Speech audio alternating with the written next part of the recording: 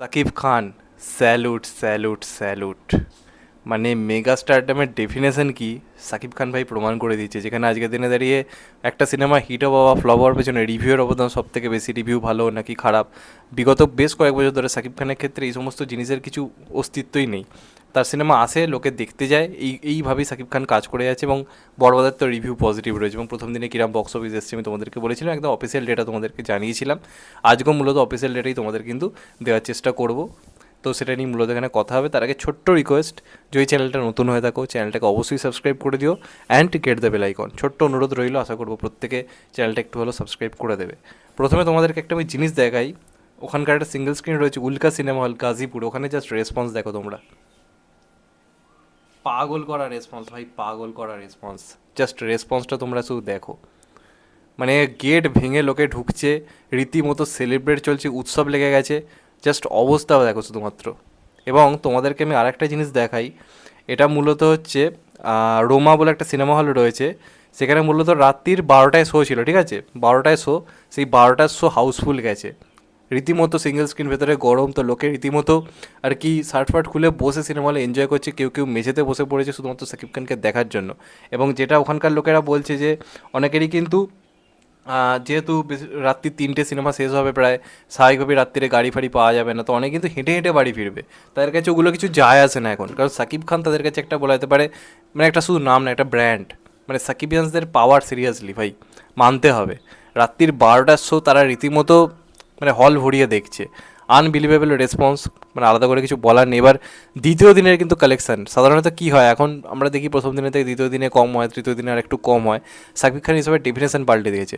প্রথম দিনে যে পরিমাণ শো ছিল, দ্বিতীয় দিনে তার শো বাড়তে চলেছে। এবং তৃতীয় দিনে, আমি তৃতীয় দিনে যদি কথা বলি, সেক্ষেত্রে এটা জানা যাচ্ছে স্টার সিনেপ্লেক্সে যে পরিমাণ শো পেয়েছিল এই সিনেমাটা, এখন কিন্তু তার দ্বিগুণ শো পেতে চলেছে।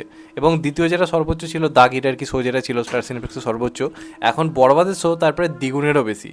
এটাকে বলে অ্যাচিভমেন্ট, এটাকে বলে অ্যাচিভমেন্ট। এখন কিন্তু দাগেও কিন্তু খুব যে খারাপ রিভিউ পেয়েছে তা কিন্তু নয়, কিন্তু মেগা স্টারডামের ডেফিনেশনটা কোথাও গিয়ে সাকিব খান প্রমাণ করছে। তার সিনেমা দেখার জন্য এত লোকের ভিড়, রীতিমতো লোক সামলানো যাচ্ছে না। এবং টিকিট মানে রীতিমতো 3 দিনের টিকিট মানে পুরোপুরি সোল্ড আউট হয়ে যাচ্ছে। এই লেভেলের রেসপন্স জাস্ট ভাবা যায় না। এবং মাল্টিপ্লেক্সে তো কালকে রেকর্ড ব্রেকিং কালেকশন হয়েছে, মানে প্রত্যেক দিন এক একটা রেকর্ড করছে। প্রথম দিনে তোমাদেরকে বলেছি ডে 1 একটা হিস্টোরিক্যাল বক্স অফিস এনেছিল মাল্টিপ্লেক্স কালেকশানে। সেকেন্ড দিনেও কিন্তু তার থেকে বেশি কালেকশন করে আবার একটা কিন্তু ডে বাই ডে রেকর্ড কিন্তু গড়েছে, যেটা একটা মানে ভয়ঙ্কর রেসপন্স। এবং ওভারঅল সিঙ্গেল স্ক্রিন এবং মাল্টিপ্লেক্স মিলিয়ে প্রথম দিনের যে কালেকশন, তার থেকেও কিন্তু একটা হিউজ গ্রোথ কিন্তু আজকে দেখা গেছে। এবং সেটার প্রভাব দ্বিতীয় দিনের বক্স অফিসে কিন্তু কোথাও গিয়ে দেখা যাচ্ছে।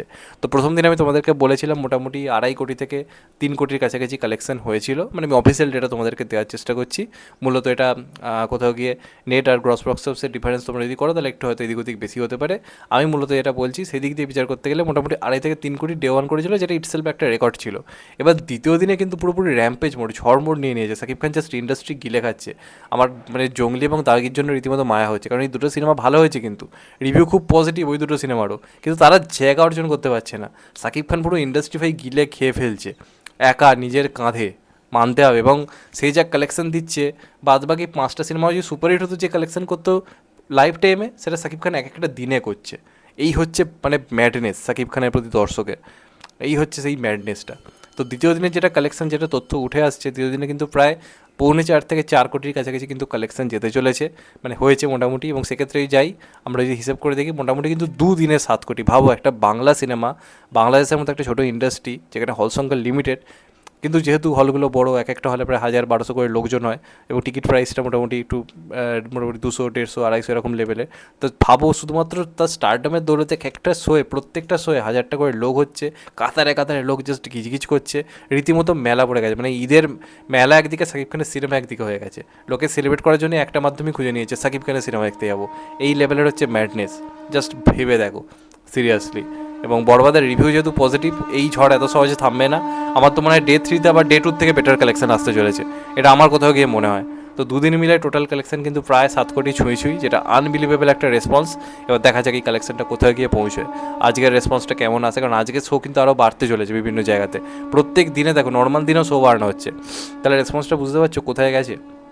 তো স্যালুট সাকিব খানকে এরকম মেগা স্টারডামের ডেফিনেশনটা আজকের দিনে দাঁড়িয়েও কোথাও গিয়ে বুঝিয়ে দেওয়ার জন্য, প্রমাণ করার জন্য যে আজকেও তোমার যদি দাপট থাকে, তোমার যদি নিজের দম থাকে, সিনেমার রিভিউ পজিটিভ হোক নেগেটিভ হোক, সিনেমা রিলিজের আগে কন্ট্রোভার্সি হোক, তাকে আটকাবার চেষ্টা হোক, কেউ কিচ্ছু করতে পারবে না। তোমার নিজের দম থাকলে সিনেমা তত্ত্বরে এগোবে। তো সাকিব খানের সেই দম রয়েছে। এখন আর সাকিব খানকে থামানোর আটকানোর কারোর দম নেই সিরিয়াসলি বলতে গেলে।